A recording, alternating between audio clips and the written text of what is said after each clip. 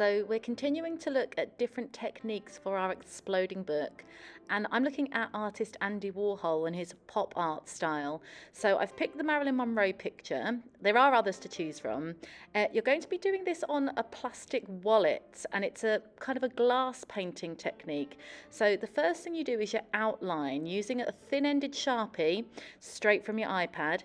Then you're going to have a go at colouring in the darker areas with maybe the thicker end of your Sharpie.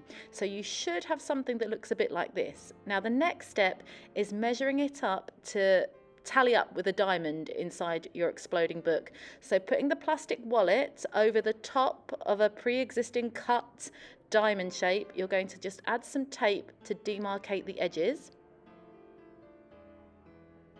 Okay, once you've done that, you can remove the square and then pick your colours. So this is pop art, so I'm using really vibrant colours. In the example that I'm basing this piece of artwork on, it's got skin colour, it's got yellow, and it's got bright pink and some red. So those are the colours I've made in my palette. Now, this glass painting technique works a little bit kind of back to front to regular painting. So you have to paint the furthest forward details first and the background last. This is something that will make more sense when I flip this picture over, because essentially we're painting the back of the image. So this is a glass painting technique. You paint the back, and when it's flipped over, you'll see all the details on the front. So for example, where I'm painting the skin, I'm actually going over the nose, I'm going over the eyebrows. So it looks like I've painted them out, but like I say, when you flip this over, all the details will still be there on the front. So I start with the highlights on the eyes. I started with some eyeshadow, then hair, skin colour.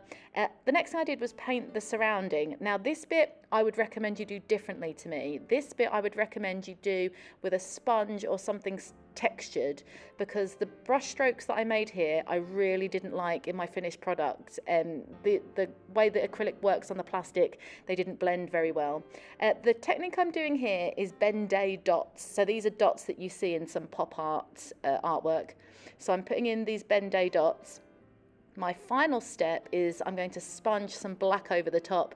Now in hindsight, if I was doing this again, I would have sponged the pink first, let that dry, and then sponge the black over the top, because you'll see when I flip this over, it's kind of got some not very aesthetically pleasing brush stroke marks. So build up the background. Now this technique requires some patience, because once you've built up the interior and the background, you need to leave it to dry. So at least 20 minutes or so. When you flip over, you'll have the finished product. So this is what it looks like at the back. All the details have been painted over. When you flip it the other way, you'll see the details at the foreground. The next thing you're going to do is cut it out. You're going to cut along the edges that tally up with your diamond shape.